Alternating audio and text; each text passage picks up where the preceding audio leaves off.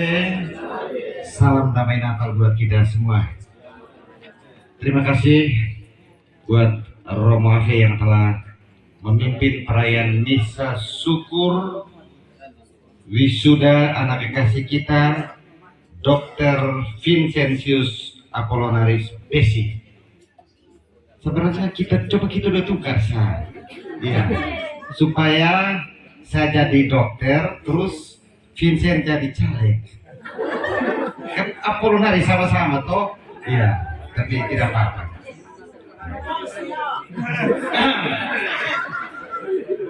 Baik yang berbahagia, Bapak Martin Besi. Jadi hari ini Bapak Martin sendiri datang karena Mama Yosefina Suban, dia ada jaga Mama Maria Tue punya mama. Coba bayangkan, Mama Maria itu sekarang usia berapa? 68. Mama Maria Tue sekarang usia 68. Mama Maria punya mama masih hidup sampai sekarang. Iya, luar biasa. Dan juga yang berbahagia, kita tepuk tangan, ya, tepuk tangan. Yang berbahagia Bapak Fredrik Besi dan Mama Maria. Tadi saya di belakang, Bapak Alfons Sepusada bilang, Om Apol, tahun 60-an ketika saya belum sekolah di bawah sana, di Nagakio sana, Bapak Besi sudah pikul ini dengan senjata. Dulu kan kalau polisi itu kan pasti pikul senjata dengan gertakan itu, sepatu polisi yang buat orang di kampung pasti takut, ya. Tapi sampai sekarang, Bapak Alfons juga kemarin sudah pensiun, Bapak Besi masih tetap segar, iya. Kita tepuk tangan juga buat Bapak Besi. Dan cerita Romo Ave tadi bahwa jadi memang Romo Ave ini bapaknya orang Manufui, sekolah di Buawae, ketemu dengan mama orang Nagakio, jadi akhirnya perpaduan Nagakio dengan Manufui. Jadi dulu Romo Ave punya bapak sekolah di Buawae, dari Manufui merantau di Buawae sana, ternyata tinggal di Bapak Besi di Buawae sana. Luar biasa, ini memang pertemuan malam hari ini pertemuan yang dirancang oleh Tuhan sendiri. Tepuk tangan untuk kita semua. Dan anak Vincent ini dia wisuda 2 kali. Jadi wisuda yang pertama itu sebagai dokter mudanya itu tahun 2021, lalu dokter penuhnya itu tanggal 18 Desember 2023, dan sekarang anak Vincent menunggu penempatan dari kementerian. Memang aturan begitu, menunggu penempatan dari kementerian, nanti kerja 1 tahun, setelah itu baru dapat surat izin praktek, setelah itu baru mau lamar di mana, termasuk mungkin melamar di Muda Ignatia, ya, siapa tahu berjodoh dengan Muda Ignatia. Ya, doakan suster-suster supaya kita punya anak Vincent bisa berjodoh dengan Muda Ignatia. Untuk itu Bapak Mama, kakak ibu saudara semua yang kami kasih, jadi anak Dr. Vincent ini dia merupakan anak kedua dari 4 bersaudara. Jadi yang pertama dia juga dokter Marina, dia sekarang tugas di Puskesmas Buawae. Ya, tepuk tangan buat Pak Besi dengan mama, luar biasa. Saya ini yang baru tahu ini, ya. Lalu yang kedua sekarang Dr. Vincentius Apollonaris Besi. Ya, 2 dokter, tepuk tangan. Ya. Lalu anak ketiga itu Nando. Dia sekarang semester 3 kok. Semester 3 Teknik Informatika di Jogja. Ya. Dan yang keempat kanan sekau Elsa. Oh, Elsa. Dia SMP kelas 3. Jadi ternyata Bapak dan Mama ini luar biasa. Dan di usia pernikahan yang ke berapa tadi, 52 tahun, begitu banyak rahmat, begitu banyak berkat istimewa dalam diri anak-anak dan cucu yang kita syukuri pada malam hari ini. Untuk itu, ya langsung saya minta anak dokter kok omong sedikit, cerita sedikit, sekaligus minta terima kasih supaya 1 kali. Ya begitu toh, supaya jangan panjang-panjang. Oke, kita berikan tepuk tangan dulu buat anak dokter ya. Semua, Shalom, Salve, Romo, Suster, dan Frater, serta semua yang kita hadir di sini.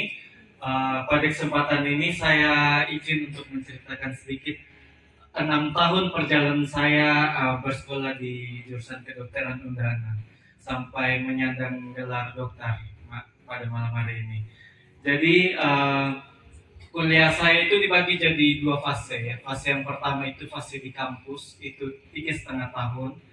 Kalau mau diceritakan itu bisa berhari-hari, tapi saya ambil saja yang paling berkesan. Mungkin yang paling berkesan untuk kuliah di kedokteran itu yang pertama, kalau SMA biasanya pulang jam 2. Tapi kalau pas kuliah di kedokteran itu kita masuk jam 7, pulangnya jam 5 sore. Jadi ya pulang, setelah kita pulang, kalau masih ada sisa waktu untuk masak, mungkin untuk dimakan pada malam hari, kita masak. Tapi kalau tidak ada ya kita tidur sampai pagi. Oke.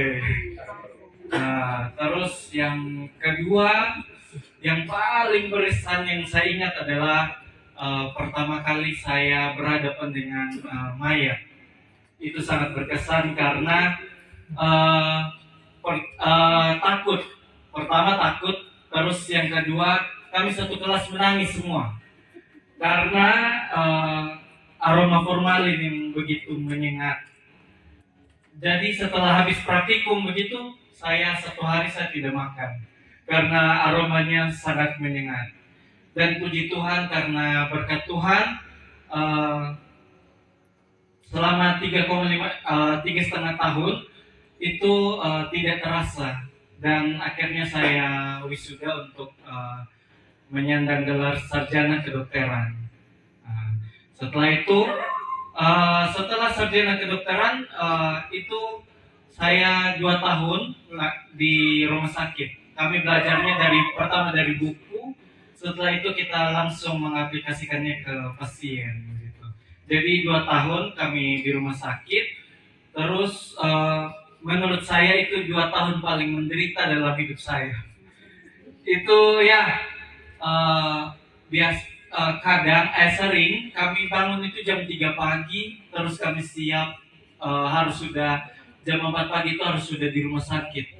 Kita harus lihat keadaan pasien karena jam 6 itu kami harus melaporkan ke dokter spesialis. Jadi kalau lewat dari jam 6 pasti akan dapat hukuman tersendiri, mulai dari kerja tugas atau nanti ditahan atau nanti mengulang, tidak lulus dan lain sebagainya. Melihat perjuangan saya juga merasa berat. Jadi pada kesempatan ini saya juga ingin berterima kasih. Terima kasih yang paling pertama yang saya ucapkan untuk Tuhan Yesus. Karena dari awal memang setelah dipikir-pikir mustahil, mungkin saya sendiri berpikir mustahil untuk masuk kedokteran karena keadaan keluarga saya yang cukup berkekurangan, terus persaingan nilai yang begitu ketat, dan orang bilang saya beruntung, tapi saya rasa itu campur tangan dari Tuhan Yesus. Saya berterima kasih. Yang kedua juga saya berterima kasih kepada Bapak, Mama, adik-adik saya. Walaupun kami keluarga yang cukup berkekurangan, tapi saya selalu merasa cukup. Orang tua saya selalu memberikan kecukupan untuk saya. Dan saya juga berterima kasih untuk Bayi dan Nenek. Bayi dan Nenek ini memang luar biasa untuk saya. Ketika saya kos di Kupang, kalau saya ada kenapa-napa begitu, pasti Bayi akan selalu datang. Dan kalau saya rindu rumah, pasti Nenek dengan masakannya selalu kirim ke Kupang. Jadi saya terobati, rindu akan rumahnya itu terobati.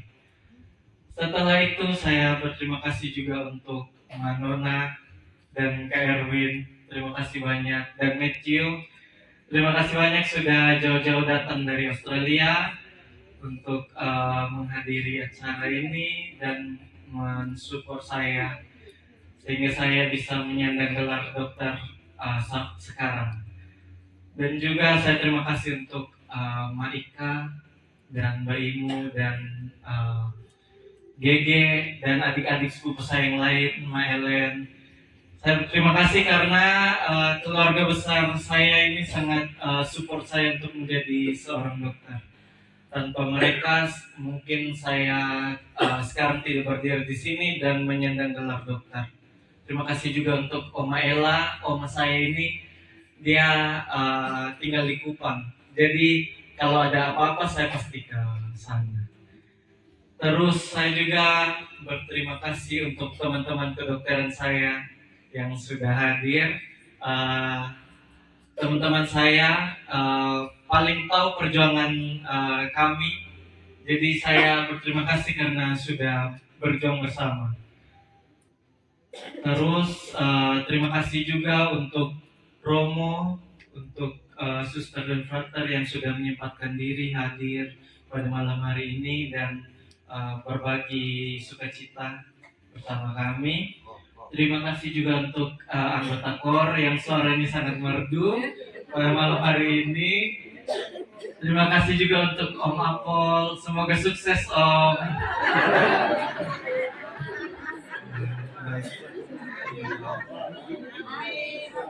Amin. Saya juga berterima kasih kepada rumah ini. Rumah ini menjadi tempat tumbuh banyak orang dari anak-anak bayi dan sampai cucu-cucunya hampir semua tumbuh besar di rumah ini. Termasuk saya dulu SD di Fuboko.